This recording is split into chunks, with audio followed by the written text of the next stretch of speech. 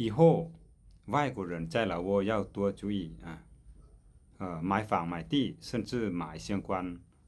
土地或者厂房跟那个生意有关的要尽量避免出在本地人的名下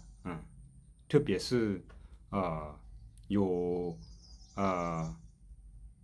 爱情关系就是更要注意因为关系是最不可靠的万一以后如果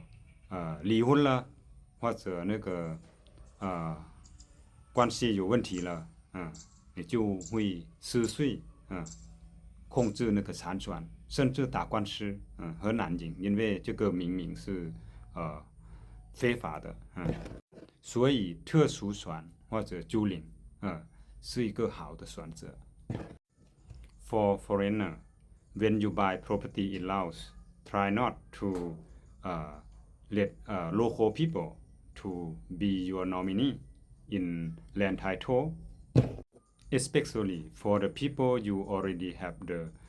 relationship with relationship cannot guarantee you for any in the future so